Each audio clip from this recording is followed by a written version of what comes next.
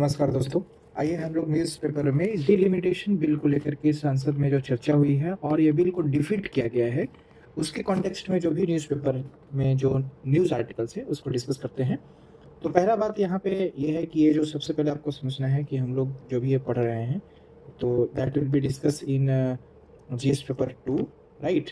Federalism representation in Lok Sabha, central state balance, reservation debate, और ये सारे जो है voting procedure, constitutional amendment, women reservation को लेकर के हम लोग बात करेंगे। इसमें बेसिकली जो भी ऑपोजिशंस के बहुत सारे अलग अलग लीडर्स जो है डिफरेंट स्टेट्स या पार्टी के, उन्होंने क्या कहा है, इसको हम लोग समझने की कोशिश करेंगे।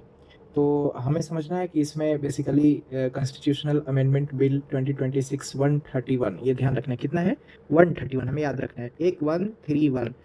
बस एक बैक स्टोरी आपको पता रहना चाहिए कि ये जो बिल था रिजर्वेशन को लेकर के ऑलरेडी पास हो चुका था 2023 में, ठीक है। इसको इम्प्लीमेंट करने के लिए 2026 में एक बिल लाया गया है जो कि डिलिमिटेशन करेगा, जो भी हमारा 1971 में फ्रीज कर दिया गया था।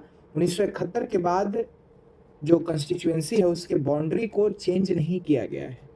तो उससे क्या हो रहा है कि 1 पर्सन 1 वोट 1 वैल्यू का जो प्रिंसिपल है वो डिफीट हो रहा है। इसीलिए ध्यान रखना है कि अब फिर से बाउंड्री को रीड्रॉ करके वुमेन रिजर्वेशन बिल को इनेक्ट किया जाएगा। तो अपोजिशन का क्या कहना है, ये सब हम इस आर्टिकल में देखेंगे। फिलहाल यही हुआ है कि ये जो बिल है 131 ये डिफीट कर दिया गया है, राइट? क्यों? क्योंकि कॉन्स्टिट्यूशनल अमेंडमेंट बिल जो भी होती है, कॉन्स्टिट्यूशन को अमेंड करने के लिए किया गया। आर्टिकल 81 में जो हमें बाउंड्री को रिड्रॉ करने की बात होती है उसको, तो 2/3 मेजोरिटी चाहिए, स्पेशल मेजोरिटी चाहिए हमें कॉन्स्टिट्यूशन को अमेंड करने के लिए, राइट? तो ये नहीं हो पाया। अब इसमें क्या है सिनेरियो कि 528 लोग मौजूद थे वोट करने के लिए, 298 लोगों ने ही वोट किया है फेवर में, 230 अगेंस्ट में। जो जरूरत थे, रिक्वायर्ड वोट थे, दैट वाज 352। ये क्लियर है? एग्जाम के लिए रेलेवेंट नहीं है, समझने के लिए, न्यूज के लिए, ठीक है। तो बिल क्या हो गया? फेल। एग्जाम के लिए जरूरी है, that is the special 2/3 majority present and voting, special majority. तो प्रेजेंट कितना था? 528। ये ध्यान रखना, एग्जाम के लिए जरूरी है present and voting. This is very important. क्या है? Present and voting, special majority 2/3 present and voting, ठीक है। यहां से आप ये एग्जाम के लिए रिकवरी ले सकते हैं कि जब भी कॉन्स्टिट्यूशनल अमेंडमेंट बिल को पास करना है तो स्पेशल मेजोरिटी में फर्स्ट कंडीशन इज दैट कि 2/3 मेजोरिटी होना चाहिए। स्ट्रेंथ नहीं है, स्ट्रेंथ कितना है? 543। Strength of the Lok Sabha is 543। तो प्रेजेंट एंड वोटिंग होना चाहिए, नॉट द स्ट्रेंथ, राइट? और एक तो कोरम वगैरह का कॉन्सेप्ट होता है जिसमें कि 50% अवेलेबल होना चाहिए ऑफ द स्ट्रेंथ, वहाँ स्ट्रेंथ लिया जाता है, ठीक है। और व्हाट द बिल सॉर्ट, ये जो है लोकसभा के सीट को रिडिस्ट्रीब्यूट करना चाहते हैं on the basis of 2011 census, ठीक है। अभी 2026 का जो सेंसस होने वाला है वो हुआ नहीं है, आया नहीं है। तो इसीलिए 2011 को सेंसस के बेसिस पे वुमेन रिजर्वेशन को इम्प्लीमेंट करना चाहते हैं लोकसभा की सीट को रिड्रॉ करके, ठीक है। अब यहाँ पे 2 ऑब्जेक्टिव है। पहला यह है कि जो टाइम बाउंड इम्प्लीमेंटेशन हो जाए, वुमेन का जो भी रिजर्वेशन लाया गया 2023 में जो पास हुआ था, उसको इम्प्लीमेंटेशन 2029 के जनरल इलेक्शन से पहले कर दिया जाए। और ये क्या करेगा? 1 पर्सन 1 वोट 1 वैल्यू को इम्प्लीमेंट करेगा।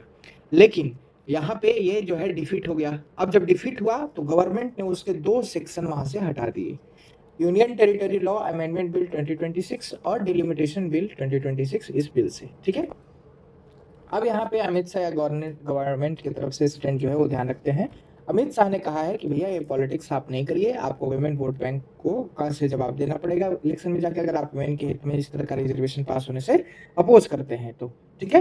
Women reservation and democratic equality को आप अगेंस्ट है, आप आपको सपोर्ट नहीं कर रहे हैं। और ये 5वीं दफा है जब अपोजिशन ने इस तरह का कोई भी वुमेन को लेकर के डिसीजन अगर आना है तो उसको रोका है। और उन्होंने साथ में कहा है कि जो फॉल्स नैरेटिव आप फैला रहे हैं नॉर्थ और साउथ को लेकर के, ये नहीं चलने वाला है। लक्षद्वीप के पास भी वही राइट है इस सदन में जो उत्तर प्रदेश और बिहार में है, जबकि लक्षद्वीप के पास सिर्फ 50,000 वोटर्स हैं। तो Lakshadweep and UP Bihar has the same right in the parliament as UP and Bihar. अब यहाँ पे अमित शाह ने दूसरा बात कहा है कि 1 पर्सन 1 वैल्यू 1 वोट का जो कॉन्सेप्ट है कि 1 पर्सन 1 वैल्यू 1 वोट, ये ध्यान रखना है। 3P 1 person one value one vote, VVP. ठीक है, कैसे? तो आप समझिए कि जो अभी हम लोगों का कॉन्सेप्ट है, जो डिलिमिटेशन है, वो 1971 में फ्रीज कर दिया गया था, उसके बाद चेंज नहीं किया गया। अब 1971 में जो पॉपुलेशन था दैट वाज 54.79 करोड़, और अभी 2026 में जो इंडिया का पॉपुलेशन है 140 करोड़ है। तो अमित शाह का स्टैंड है कि भाई मेरे ये one person one value, one vote one value का जो कॉन्सेप्ट है उसको वायलेट करता है, क्योंकि 1971 के बाद कोई बदलाव हुए नहीं है। जैसे फॉर एग्जाम्पल अगर देखिए तो तेलंगाना में मलकाजगिरी है, तो मलकाजगिरी के पास 48 लाख वोटर हैं। और फिर अगर हम जब बात करेंगे किसी दूसरे कंस्टिट्यूएंसी के पास, तो उसके पास वन बहुत कम 6 लाख वोटर है। जैसे बेंगलुरु नॉर्थ का बात करें तो 29 लाख वोटर है। गाजियाबाद जहां से डिफेंस मिनिस्टर राजनाथ सिंह आते हैं 28 लाख वोटर है। New Delhi, north west Delhi का जो है वहां से 27 लाख वोटर है। तो अब आप सोचो कि एक एमपी आखिर इतने सारे वोटर्स का कंसर्न को कैसे एड्रेस कर सकता है, कैसे टेक केयर कर सकता है, कैसे रिप्रेजेंट कर सकता है? तो वो कहीं ना कहीं one person one value one vote, ये एग्जाम में हमें लिखना है, ध्यान रखिएगा। मलकाजगिरी, तेलंगाना, बेंगलुरु, गाजियाबाद, नॉर्थ वेस्ट दिल्ली, ये सब का हमें एग्जाम्पल देना है। और ये बताना है कि 1971 में फ्रीज किया गया था। कब फ्रीज किया गया था? 1971 में। पॉपुलेशन कहाँ से कहाँ ग्रो कर गया है? 54.79 करोड़ से, जो कि 1971 में था 140 करोड़ इन 2026। तो अब आप समझ सकते हैं कि यहाँ पे कितना बड़ा चेंज है one person one vote one value को लेकर के जो गवर्नमेंट का स्टैंड है। अब पॉलिटिकल बातें जो इसमें कही गई है कि अगर आप इस तरह से लिमिटेशन को अपोज करते हैं, इसका मतलब कि जो रिजर्व सीट दिए जा रहे हैं SC/ST को, उसको आप अपोज कर रहे हैं, क्योंकि उनको रिजर्वेशन का उतना फायदा नहीं मिल पाएगा जितना हम डिलिमिटेशन के साथ करेंगे। पहले अपोजिशन का बहुत सारा स्टैंसेस रहा है जिसमें उन्होंने मतलब उस तरह का कुछ SC/ST OBC के लिए किया नहीं है। अब 2014 के बाद इनका SC/ST OBC को लेकर के मतलब स्लोगन आ रहा है उनको सपोर्ट, ऐसा अमित शाह जी का कहना है, जिसमें उन्होंने इलस्ट्रेट किया है कि इंदिरा गांधी ने मंडल कमीशन को इग्नोर किया था। राजीव गांधी ने भी कास्ट काउंट इशूज जो हुए थे, एड्रेस हुआ था, उसको भी इम्प्लीमेंटेशन इशू दिया था। तो past process is not in the conducive of the slogan which you used to say right now, right? तो अब अपोजिशन का ऑब्जेक्शन और काउंटर पार्ट यही है कि भाई आप जो कह रहे हो कि जो रिप्रेजेंटेशन सारे स्टेट का लोकसभा में वो 50% से इनफॉर्मली राइज कर जाएगा, इस पे मुझे ऑब्जेक्शन है। ठीक है, तो शाह ने कहा कि ठीक है, अगर आप ऐसा है तो हम एक घंटा के लिए सस्पेंड करके प्रोसीडिंग को हम एक अमेंडमेंट लेके आ जाते हैं इसमें। तो केसी वेणुगोपाल का दो कंडीशन इसमें था कि पहला ये है कि आप जो एश्योरेंस कर रहे हैं 50% रिप्रेजेंटेशन होने का सभी स्टेट का बढ़ा दिया जाएगा, ठीक है, राइज इनफॉर्मली बाई 50%, वो आप हमें रिटर्न में दे दीजिए। और दूसरा ये है कि आप एक सेपरेट अमेंडमेंट लेकर के आए जिसमें हमें रिजर्वेशन को डिलिमिटेशन से लिंक कर दीजिए। सरकार का कहना है कि भाई ये दूसरा वाला तो याद है बिल्कुल एकदम नहीं हो सकता, भाई कैसे हम डिलिमिटेशन को डिलिंक करके रिजर्वेशन कैसे प्रोवाइड कर सकते हैं? ठीक है, तो इस तरह से पहला वाला को हम ठीक है समझ सकते हैं, रिटर्न में आपको चाहिए वो चीजें वो हम लोग कर देंगे। अब MK स्टालिन का कंसर्न है कि भाई आप एक बार, हम लोग चाहते हैं कि यूनियन को स्ट्रेंथन किया जाए, ठीक है, मतलब विमेन रिजर्वेशन के हम लोग अगेंस्ट में नहीं है, लेकिन हम लोग चाहते हैं कि एक फेयरनेस हो, ठीक है, कंसल्टेशन हो। यहाँ पे 3C याद रखिएगा, कंसल्टेशन, क्लैरिटी और कंसेंसस। ठीक है, हमेशा ये ध्यान रखिएगा with the multiple stakeholder. तो यहाँ पे उनका यही कहना है कि अभी जो हम लोगों ने एक साउथ स्टूडेंट यूनाइटेड और डेमोक्रेसी हर्ड हुआ है, जी विजय हुआ है, फेडरलिज्म का जो कंसर्न है वो उसमें हम लोग सेंट्रल गवर्नमेंट के अगेंस्ट जाकर के जो अपने वॉइस रेज करने चाहिए वो किया है। ये MK स्टालिन का रिस्पॉन्स है after the defeat of the bill. उनका कहना है कि हमने कभी भी डिलिमिटेशन को ये विरोध नहीं किया है, डिलिमिटेशन होना चाहिए, लेकिन कंसल्टेशन, क्लैरिटी और कंसेंसस के थ्रू होना चाहिए, और ये जो है पॉलिटिकल गेन के लिए ये प्रोसेस नहीं होना चाहिए। तो इसलिए उन्होंने कहा है कि हम लोग जस्टिस, डिग्निटी, फेडरलिज्म के लिए खड़े हैं, तमिलनाडु एंड ऑल।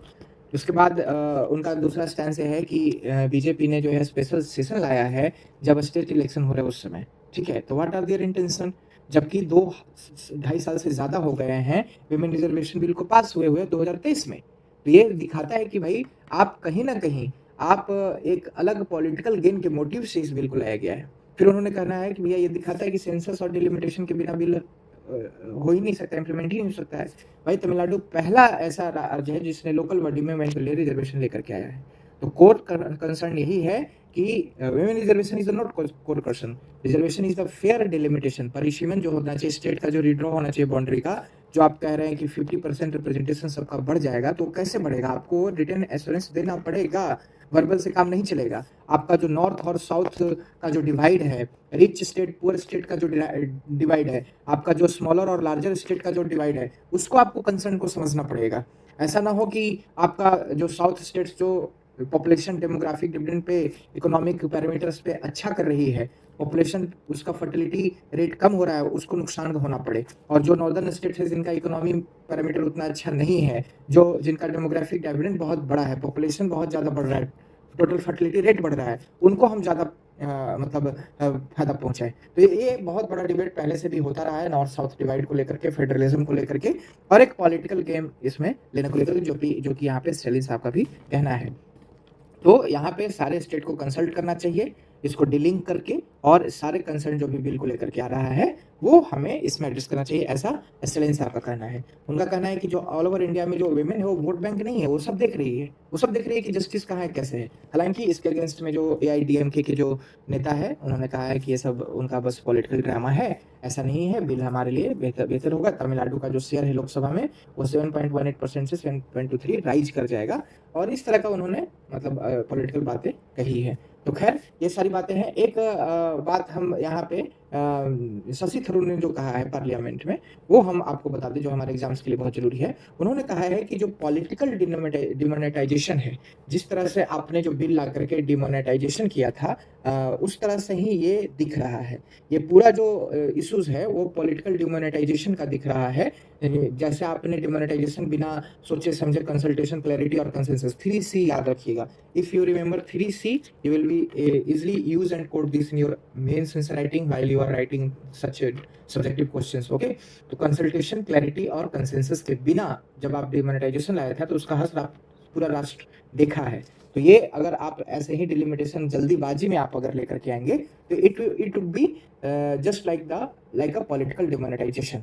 और दूसरा बात उन्होंने फेडरलिज्म को कहा है, जो स्टैलिन साहब अभी कह रहे थे, और टायरनी ऑफ मेजोरिटी, ठीक है, जो नॉर्थ साउथ है, लार्जर स्टेट है, स्मॉलर स्टेट है और रिच पुअर स्टेट है। उसके बाद उन्होंने कहा है कि जो नेक्स्ट जनरल इलेक्शन है उसी में इसको अच्छे से सोच समझ करके पार्लियामेंट कमेटी बनाने के बाद लाना चाहिए। और यहाँ पे जो एश्योरेंस आप दे रहे हैं वो मेजर एक प्रिकेरियस पॉलिटिकल एश्योरेंस है, तो आपको एक कॉन्स्टिट्यूशनल गारंटी देना होगा कि 50% रिप्रेजेंटेशन बढ़ जाएगा। That's all from this whole seat. And so finally हम लोगों ने देखा कि एक स्पेशल मेजोरिटी चाहिए। आपको बोलना होगा, बताइए मेरे साथ कौन सा चाहिए। ये प्रेजेंट एंड वोटिंग, ध्यान रखिएगा कि डिलिमिटेशन क्या है। तो 1971 के बाद फ्रीज हो गया है, इसके बाद इसमें कुछ भी डिलिमिटेशन नहीं किया गया। उस समय लगभग 4.79 करोड़ पॉपुलेशन थे, अब पॉपुलेशन 140 करोड़ हो गया। क्लियर है, या हमारे साथ बोलना होगा, तब कितना था 4.79, कोट करना होगा आपको एग्जामिनेशन में 1971 में, और अब कितना है 140 करोड़, कब 2026 में। क्लियर है। और दूसरा बात हम लोगों ने क्या किया, two third present and voting, 2/3 special majority कौन सा बिल, कॉन्स्टिट्यूशन के जो अमेंडमेंट के लिए जो बिल होते हैं। क्लियर है। और उसके बाद हम लोगों ने क्या बात किया कि डिलिमिटेशन और वुमेन रिजर्वेशन, ऑलरेडी ये बिल 2023 में पास कर दिया गया था, इसको इम्प्लीमेंट करने के लिए डिलिमिटेशन किया जा रहा है। और डिलिमिटेशन किस पे हो रहा है, सरकार क्या कर रही है, 2011 के सेंसस पे हो रहा है। तो बहुत लोग कह रहे हैं कि भैया जो सेंसस है इतना हाइस्ट क्यों है, जैसे शशि थरूर ने कहा है। तो भाई इसमें उनका जवाब यही है कि हम लोग तो 1971 के हिसाब से भी बांटे हुए थे, तो और भी कम है। 1971 के रिस्पेक्ट में हम 3 चॉइस हमारे पास, 1971 का जैसे है वैसे करते रहे। 2011 के सेंसस पे जैसे अभी बिल में कहा रहा है प्रधान, और एक कह रहा है कि 2026 में के बेस पे जो सेंसस आने वाला है। तो बेहतर है कि भाई इसमें तो बेहतर है कि हम मिडिल पाथ अगर जाएंगे तो 2011 ही सही है, क्योंकि 2026 में क्या होगा, बहुत लेट हो जाएगा अगर इस पे हम लोग वेट करते हैं, क्योंकि अभी इसका फर्स्ट फेज ही चल रहा है। और 2-3 फैक्टर की वजह से जो पॉपुलेशन सेंसस था वो डिलेल हुआ है, मतलब डिले हुआ है। पहला कि जो हमारा कोविड आया था उसके वजह से, पैंडेमिक की वजह से। दूसरा, कास्ट सेंसस को भी इसमें एनुमरेट करने के लिए ऑपोजिशन ने कहा, तो फिर बाद में इसके तरह से दिक्कत हो रहा है। तो वो तो अभी उसमें समय है, तब तक जो है इलेक्शन, जनरल इलेक्शन हो जाएंगे। तो हम लोग चाहते हैं कि 2029 के जनरल इलेक्शन से पहले इसको कर दिया जाए। तो दीज आर द आर्गुमेंट्स और stand of the government for the bill. और यहाँ पे फिर हम लोगों ने देखा कि 298 ने फेवर में दिया है, 230 अगेंस्ट में। अभी कॉमन सेंस है, मत सोचना यार कि फेवर में तो ज्यादा दिया है। तो 2/3 चाहिए प्रेजेंट एंड वोटिंग का, ठीक है। 352 की जरूरत थी बट ये नहीं हुआ। अमित शाह जो है मतलब डिफेंस किए, यहाँ सब बहुत सारे लोगों के द्वारा कहा गया। ठीक है, तो 2/3 बहुमत इतना बता दिए। सारा मंडल कमीशन ध्यान रखिएगा, OBC, federalism, these are the Malkajgiri, Bengaluru north का हमने कॉन्सेप्ट में दिया था। फिर क्या दिया था, मतलब 29, 28, 27 याद रखिएगा। ठीक है, 29, 28, 27, 48 लाख किसका, तेलंगाना मलकाजगिरी का। बेंगलुरु नॉर्थ का ये आपका दे सकते हैं गाजियाबाद का, और ये है आपका नॉर्थ वेस्ट दिल्ली का। तो ये आप पॉपुलेशन बता सकते हैं जो कि one person one vote one value के कॉन्सेप्ट को डिफीट कर रहा है। This is most important, which is important for exam. तो हम लोगों ने 2-3 बातें जो ध्यान रखा है वो ध्यान रखिएगा कि एक कैमा बिल था, ये पूछा जा सकता है कहीं भी 131वां। ठीक है, और कितना मेजोरिटी चाहिए, 2/3 प्रेजेंट एंड वोटिंग। कितना सेंसस के बेसिस पे बिल में प्रावधान है, 2011 सेंसस। डिलिमिटेशन कब फ्रीज हुआ था, 1971। ये सारे फैक्ट है जो हमारे लिए जरूरी है। ठीक है, उसके बाद हम लोग अभी देखे हैं कि क्या कहते हैं, federalism, central state relation, electoral equality की reservation, politics, caste census debate, caste census, और 2011, 2026 और 1971 की बात है, जिसमें हम लोग एक मिडिल पाथ लेंगे। तो दिस इज ऑल हेयर, आप इसको पूरा ये कर सकते हैं। ठीक है, 2029 के जनरल इलेक्शन से इम्प्लीमेंट करने की बात है। So thank you lot.